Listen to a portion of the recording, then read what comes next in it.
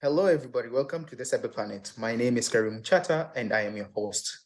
On today's episode, we have a very special guest who is a cybersecurity expert from the UK and has been in the industry for almost a decade. He works as a senior associate cybersecurity assurance in one of the largest auditing firms. His name is Victor Muguna. Mr. Victor, karibu sana. Thank you very much, Karim. I'm very glad to be here. It's an honor to have you, brother. So, Mr. Victor, can you please tell us about yourself? Yeah, absolutely. So I think, though you just said earlier, I'm a cybersecurity consultant. I'm very enthusiastic when it comes to matters of information security, and just to kind of understand how we can best secure our world. So just as you'd highlighted earlier, I've been practicing cybersecurity for the past almost clocking 7 years now. It's been really a good experience. Predominantly, I've been working on cybersecurity assurance, which is essentially the bits where we do a bit of penetration testings and looking at the maturity frameworks for various clients. And I've recently moved into cyber strategy and transformation, which is my current space at the moment. Of course, apart from that, I kind of deal a bit with other things, other interests that I also have, which include farming, because I'm into that type of thing, and a little bit of just financial literacy and investments, essentially. But that is me as a whole, as Victor. Interesting. And how did you get started into cybersecurity? Oh wow! I think it's a very interesting story. So initially, I was actually supposed to do a business course back in uni. Okay. Then just on the first semester, when I had enrolled into uni, my laptop got lost. Or like someone took my laptop, or rather, it got stolen while I was in school, and I kind of got curious because I really was very frantic trying to find a way in which I can be able to track my laptop.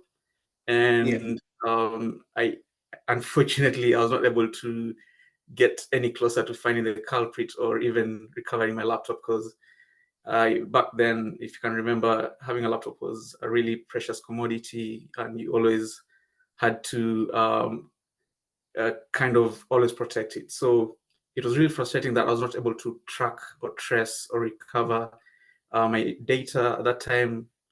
Things to do with cloud.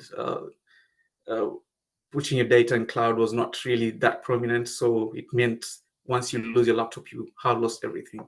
So that really had me think a lot in terms of how is it possible that we have all these technologies, we have all manner of controls and whatnot, but I'm not able to even trace a laptop. So that really made me even question my course and my purpose when it comes to school. So I started kind of finding out, like, okay, how do people get into this type of field? Like, how can I be able to track people who are culprits who have been trying to do wrong things in the internet world, and also computers as a whole? And that's where cyber forensics came in, and I had to kind of have a very difficult chat with my parents to try and change into a course that I felt like I would be much more passionate about. And that is how I got into cyber forensic and enrolled into university again to try and just work on that. So in the process of doing cyber forensic as my major, it's when I also got to understand that there's also another big mountain that is called cybersecurity as a whole, which was really, really huge. And that's how my curiosity grew. So once I got into that field, that space, I got to understand that there are various other spaces under cybersecurity that you can actually do, spanning from cyber engineering, cyber assurance, all the way to forensic itself. So that's in a nutshell how I got into the space. Now, moving to your career, which is cybersecurity assurance, would like to understand what are your primary responsibilities and objectives on this role? Yeah, so I think in terms of cyber assurance, basically you're trying to provide a client the I don't want to use the same term, but you're trying to affirm to them on whether Yeah, the controls, the cybersecurity controls, are effective, and which defects, what are the current defects that they might have when it comes to their framework, when it comes to the technologies that are in place, when it comes to the policies that they have implemented. yeah, So that is essentially what it's normally all about. So we do have certain drivers, especially in the assurance space, we'll have certain drivers such as regulatory compliance checks, which will be driven by institutions, government institutions especially, or even uh, mostly government institutions will be driving those types of initiatives. So you'll yeah, find that different clients or different organizations need to try and comply with those particular controls that the institutions want them to implement in order to ensure that their controls are secure, their controls provide the level of comfort to clients when it comes to either securing data, securing the financials and stuff like that. So yeah. that's what assurance is normally mostly all about. And I believe that's the current objective, rather the responsibilities that we normally have. Okay. So is it more of doing penetration testing and vulnerability assessment, or it's a little bit different from that? Yeah, so one of the bits, of course, is on penetration testing, um, or rather vulnerability assessment or vulnerability management and penetration testing. It's just one of the Okay. control checks that you can use when it comes to trying to find to provide that level of assurance to client. Aside from that, we also do have cyber maturity assessment or cyber framework assessments. So again, this is whereby you look at the overall strategy, frameworks, and also technologies that an organization has, and try to see what their maturity level is at. As you can see, we have a couple of frameworks that uh, we rely upon internationally, and Oh, essentially that is what we'll always try to work with. So looking at not only the application controls and that type of thing when it comes to penetration testing, but also looking at the strategy itself and seeing how it marries into the business yeah. to provide the level of resiliency that a business will require. Okay. Yeah. Now, moving on to, yes, we've already gotten the idea of what the role is all about. Now, what are some of the key skills and qualifications are needed in order to land a role in this career? Absolutely. So I think with this one, I might put them into two bits. The first one, of course, will be the technical and the soft skills. Um, Right. Given that for the technical aspects, I think it's it's one of the things that you might need to really understand is, of course, the current threat landscape. That, Yeah. for instance, if you have a particular client or a particular business or a particular sector, they'll have Mm. specific threats. It might morph into a different variation, but you might find some certain thematics when it comes to different industries, different sectors, different organizations. So just getting to understand the current threat landscape is very, very key, because it's not a one size fits all type of thing. You really need to adapt to the various sectors. Another True. skill, of course, from my point of view when it comes to what I do is, of course, as also understanding how the business works. Okay. Because as I said, if you give a if you give a child candy, they'll always try to munch it as much as possible. But it has to be kind of be practical to the current business that you have. So just having to understand the business and how the business operations work also knowing that nowadays, cybersecurity is not a standalone type of department or unit in an organization. It kind of marries with very many other operations in the organization. So just getting to understand how those particular controls or how it actually marries into the operations, and also specifically on operational resilience, is very key. So just getting to understand the business aspect is really key as well, because you'll see that most of us who started as, for instance, security assessors or penetration testers, we always had the mindset of we're looking at technologies. We're not really looking at the bigger picture in terms of how that affects the other controls of the organization, rather. Another thing, of course, is just again, we talked about threat landscape, and that a bit is also understanding the technologies that you're currently working with. As you can see nowadays, we do have cloud managed services or cloud platforms that are currently growing quite in terms of consumption. Very many organizations are really moving onto cloud. We also have machine learning and a bit of bits of AI in terms of how that works. So just getting to understand the technologies, getting to understand the simplest things to do with operating systems, databases, even frameworks. So getting to understand those technologies, getting to understand the frameworks and how they work can really help when it comes to gaining the key skills that will help you in this particular space. Then when it comes to soft skills, I would talk about project management.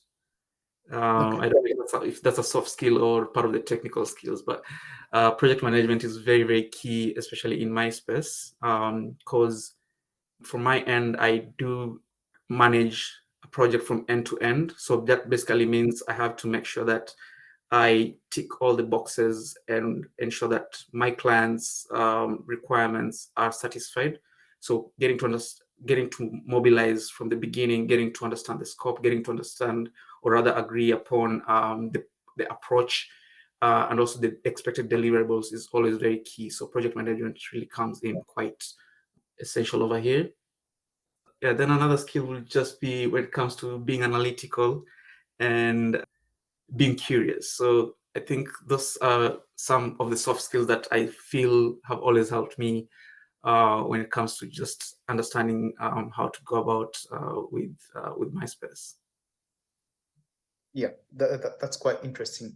But one question, because I've been getting this output in terms of the soft skills from different cybersecurity experts, that another bit is communication skills. Now, what's your take rather on that bit of communication skills?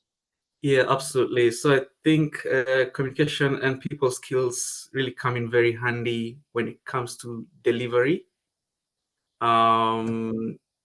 especially when it comes to setting out certain things. So for instance, if you're starting with let's say the scoping, if you do not efficiently or clearly define or agree upon what your scope is on, you might find that certain instances where you'll have scope creep, which might affect your budget and stuff like that. So having the right level of communication or people skills can really help. And that I'm just looking at it from the point of project management aspects. The other bit, of course, comes in when you want to articulate your findings or when you want to articulate your expected deliverables. So for instance, if you do have to outline, for instance, certain controls that were ineffective, you really need to know what it is that you're talking about. So I would say communication skills is very, very key when it comes to as part of the soft skills, essentially. I guess we are on the same page with that, especially experts. But apart from that, what is your typical day like? My typical day. That's a very good question. I'm actually trying to think. Let me try and think of that one. Most of the time in the mornings, I will always have what I call catch-up calls with the team. Okay.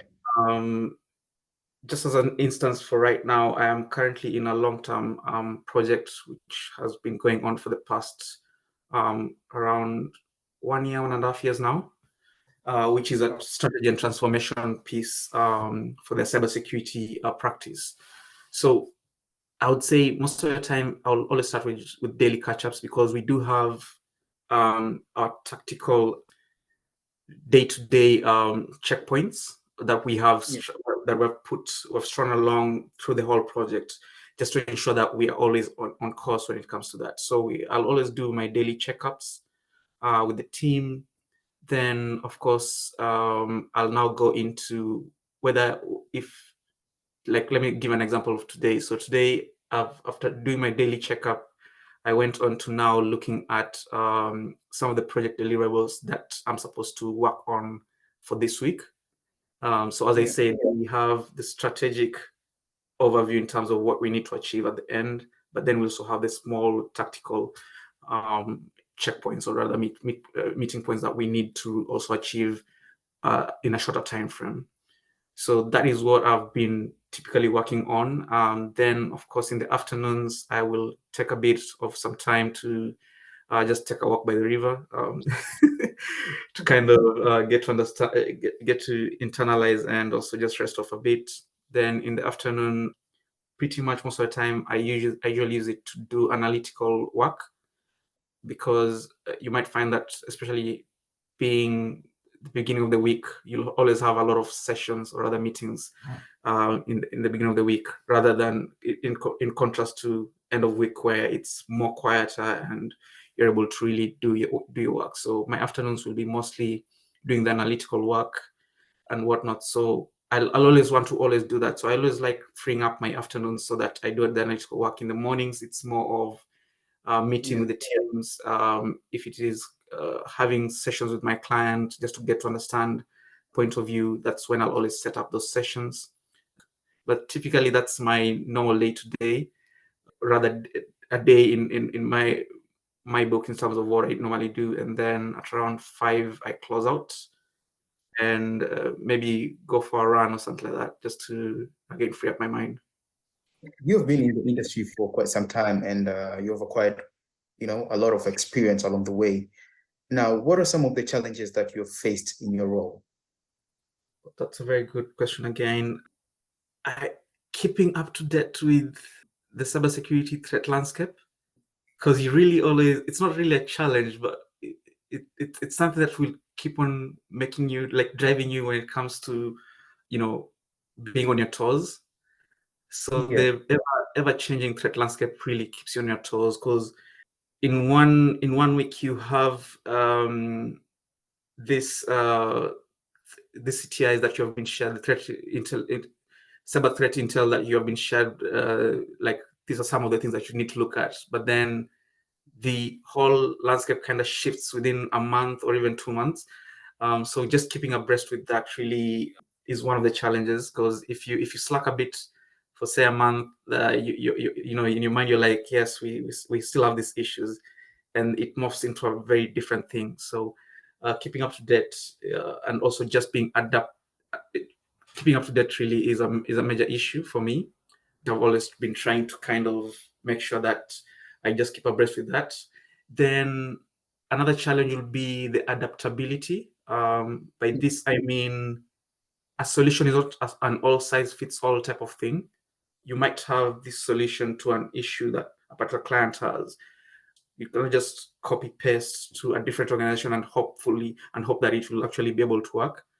So adaptability, getting to understand the root cause of the issues, is another challenge that you always have to keep in mind, or bear in mind, when it comes to this particular space.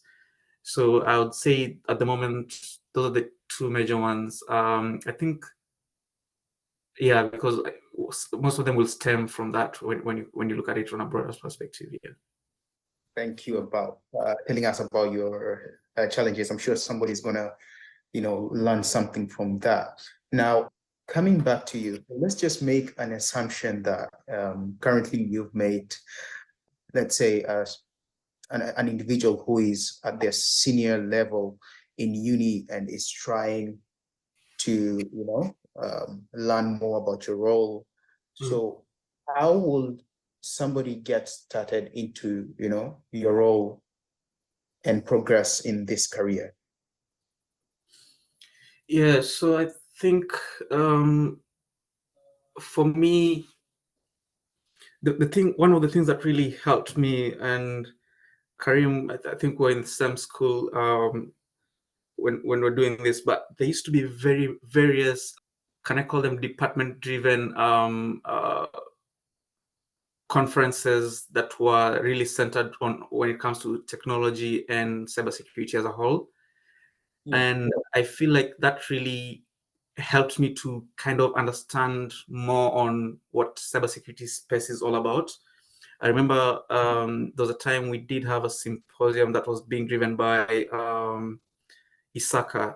I remember very well because I think it was in my junior year, and I kind of signed up for that one, and luckily, I think they took the top 10 students or something like that during some quiz and stuff like that, and it really got me to understand individuals who are in the industry. I think one of the key guys for me was, for instance, Munir, who gave me a lot of insights when I first met him during those symposiums or rather those conferences. So I would say be outgoing. If there are any particular conferences or symposiums that are for either networking or just getting information on cybersecurity, it's a very good stepping stone, because that is how, weirdly enough, I met my first employer, through those symposiums, which was a really eye-opening experience, to be honest. The other thing that I would say would be just keep to your practice. Like, do things repeatedly. I think when it comes to cybersecurity and gaining a technical knowledge, it might feel a bit you might be a bit clueless when you're starting, because you've just been given a console, you've been given a laptop or a desktop, and you've been told, yes, you need to learn how to code, for instance. You need to learn how to use Kali Linux, or you need to learn how to use Mac or the Windows. So just being that curious to understand, because as I said, one of the things that I talked about was having an analytical mind, and also being curious. So just being able to be curious in terms of how these things work can always help. And I feel like even though when I started, I didn't understand what it was all about. I just knew that this is how Kali Linux works, this is how databases work, but I really didn't know how I could use that realistically. But when I got my first opportunity to work in that space, it's when I got to understand, oh, okay, this is what it means. This is what it means. So I kind of try to connect the two and two together. So starting out would be, if there are any conferences or symposiums that are being driven by a school, it would be a very good way for you to network. Another thing would be, nowadays we're living in the world of social media, so getting to interact with the various people can always be a good starter. Finding a good mentor would be a really good start as well. As I told you, for me, I think, and it's also for you, Karim, when I got to interact with, for instance, Munir, when I got to interact with individuals like Ernest Maina or Jean Ahmed, who are major players in the cybersecurity space, especially in Kenya, they really, really helped me to really understand the space. So having a mentor can really help, because they have been in the space for quite a while. They do understand how this is normally done. Then the final bit is, of course, if you see an opportunity that that you feel will suit you when it comes to what it is that you're trying to achieve, I would always say try to apply for that particular job, even if it sounds very daunting. And I know in cybersecurity, it's always very hard to penetrate into that space, especially when you're just coming fresh from school. You'll always see guys who start as either system administrators or database administrators or developers, and then they get into cybersecurity. But if you're I was really, I think I tried to really look for opportunities when I started out, and I kept on getting a lot of rejections, mainly due to the fact that I have zero experience when it comes to cybersecurity space. But I always kept on trying to apply and apply and apply, and one day actually I got to get that space, which was really good. That's very inspiring, to be honest, especially on the bit where you explain about you getting rejected, but you kept on trying till you got, to where you are right now. Now, I'd like to understand, how do you stay up to date with the, cybersecurity threats and everything that's going on in your life right now? Your career is also demanding for itself. You're meeting clients, you're very busy, but also cybersecurity is not waiting for you. So how do you stay up to date with all these cybersecurity threats? Yeah, so I think one of the things that I've kept quite a close eye for me has always been the CTIs, the cyber threat intelligence updates that we if you're very curious, you'll always receive them either from your CSPs, your cloud security providers, or your security managed service products, or rather guys who manages these products, for instance, Palo Alto and stuff like that. So that's one of the ways that I currently try to really keep up to date, because they'll provide a few, tidbits when it comes to what it is that is currently happening out there. I also try to periodically look at blogs, but that's been a while since I actually did that. I think I should really do that very soon. But I usually look at blogs to just get to understand what has been happening quite recently. Then, luckily for me as well, I've also got an organization which has a whole department that just deals with cyber threats and giving you the landscape and stuff like that. So I always dig into that, because they'll always share bulletins every end of week, which is quite, it's very, very well documented, and it gives you a good understanding on what is currently happening, what you should keep abreast with, and stuff like that. The other bit also for me would be during my networking sessions. So I always go for networking sessions at least on a monthly basis here in London, which really helps me to understand how the great minds out there are thinking when it comes to cybersecurity. As I told you, cybersecurity is just not a department on its own, but when you meet, for instance, CISOs, you get to understand how they're looking at it, not only from the technical point of view, but also how it affects their business and stuff like that. So that is really a good way for me to always just understand that. Also, recently, just looking at podcasts, I think one of them is the Security Weekly on YouTube. I really like listening to that, because it happens every Wednesday, every Thursday, but it always happens every Wednesday or Thursday on a weekly basis. And I always try to, even if I'm like riding a bike or running, I'll always play it in my ear, just to get to understand what is currently happening. So that's very informative. Then the other bit would be, because as I told you, I also deal a bit on strategy. I'll always look at the various updates that have happened. For instance, when it comes to the NIST framework, when it comes to ISO 27K, that can really help me to just understand what are the current updates, what's currently happening on that one. Then from my technical point of view, I'll always practice. So sometimes I usually open my box and just do some bit of practicals, just to try and brush off and see how it's actually happening. So I'll always do a practice, even though I've been moving a bit from assurance space and moving to strategy, but I've always been practicing till date. Yeah. Now, apart from you trying to stay up to date with what's going on in the industry, how do you balance your career with your, let me say, relationship with your family, friends, all this? How do you balance that and give everybody their chance to be with you? Yeah, absolutely. So I think one of the things that we really take for granted, especially when we're starting out, is your well-being.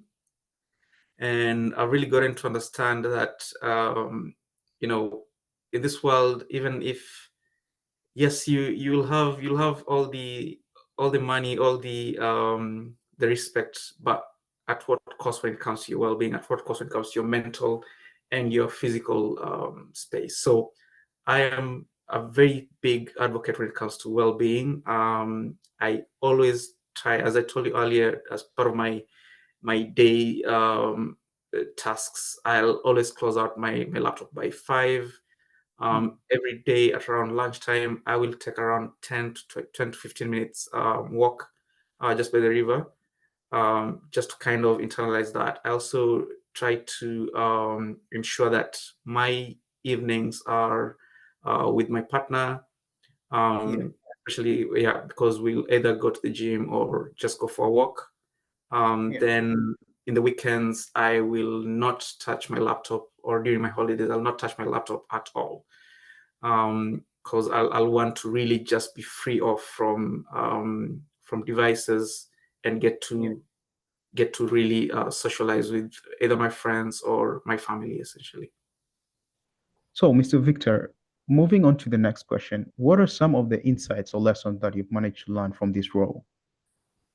Oh, fantastic. Yeah, that's another great question, Karim. So I think I'll put it in two parts. The first one being your professional life, and the other one being your personal life. So in terms of Yeah, professional life, I feel like in terms of cybersecurity, we do have quite a lot of opportunities that are yet to be, be filled up, especially when it comes to Africa. Africa has a lot of potential. Just looking at, for instance, MySpace, where I've had some bit of privilege with working, with some brilliant minds across not only Kenya, where I am from, but also in the international space. I've really gotten to understand how much potential we currently do have from a yeah, cybersecurity point of view, space. There's yeah, there's quite a lot that needs to be done when it comes to not only looking at the technologies, but also looking at how to make sure that, for instance, the frameworks that we currently are relying upon, and yeah, also the drive from the regulators and stuff like that, that can really help the field to be a bit level when it comes to that. So still, there's a lot of potential. That's what I can say when it comes to that space, especially on our lovely continent in Africa. yeah, The other insight as well would be when it comes to professional life, I would say, just work on improving your skills, yeah, and also getting to understand what is required, what is required out there, because that will really come in handy, especially when it comes to emerging technologies. I think the key one has been, of course, a lot of adoption when it comes to the cloud environment, and also when it comes to even third-party risk management, which has really been an issue for most organizations right now. So I'll just say getting up to date with the threat landscape, getting up to date with your technical yeah, approach and methodologies can really help when it comes to that, because there's really a lot that is happening in that space. Then, of course, on a personal point of view, you shouldn't just be working day and night. You should also have some level of well-being, just to ensure that you get some bit of breathing space when it comes to your life. So getting to yeah, create a balance, either with taking other activities that will help you to be on a level head, taking a little of a break, so that you're able to do some bit of exercising and stuff like that, that can really help you, and even doing other activities that can make you be happy when it comes to other points in life. So well-being Yeah. is very, very key because, as you know, right now we're currently experiencing quite a lot of stress when it comes to economic downturn for most people and also most countries. So Yeah. we just need some level of space on that particular bit. And also, yeah, also another call out will be when it comes to mentorship, because I feel like we have very many young guys and young ladies who do not know where to start. I think I'll definitely I'm hoping that Karim, you can be able to share if we do have any spaces where we can be able to help our young ones, especially when it comes to this particular space. It can really help them, Yeah. so that they can have a good point when it comes to starting. But I Yeah. would say your well-being is really, really key, because it's not every day when you always wake up and you're all good and stuff like that. So always make sure that you take care of yourself. Yeah, that's very accurate. Your well-being is very important. You need to be healthy and take care of yourself, Yeah. especially in this walk of life. It's very important. Mr. Victor, first of all, I'd like to say thank you very much. But before we go, I know you're a very busy man. You have a lot on your plate right now. Can you please give us your final thoughts? It's more about just what we've talked about on the insights point of view. So Yeah. lots of potential out there when it Yeah. comes to cybersecurity. Lots, because there's a lot of need, there's a lot of demand when it comes to that space, and it's upon us to always give give our all when it comes to how we can best work on it. And again, it's a good initiative that you're currently bringing out, Karim. I really commend Yeah. you for that when it comes to sensitization to the various masses. So I'm hoping that with that with the skill set that you currently have, with the platform that you currently have, many people will be able to understand the importance when it comes to information security awareness, when it comes to protecting the information technology space, information system space. So again, it's a massive thanks to you for taking the chance to actually having me on this particular platform and getting to spread a bit of gospel when it comes to information security. So that's Yeah. that's all I can provide right now. Thank you very much for your final thoughts. It means a lot. I'm sure somebody by now, must have been inspired by your whole journey, where you're from up to where you are right now. Now, before we go, I just want to give a little bit of a recap on what we discussed. The role that Mr. Victor is currently in is cybersecurity assurance. He's a senior at a large auditing firm right now in the UK. And the role is generally all about ensuring that the client's control they have kept are secure so that the client can have a peace of mind. Part of it is also doing VAPT. Now, when I say VAPT, is vulnerability assessment and penetration testing.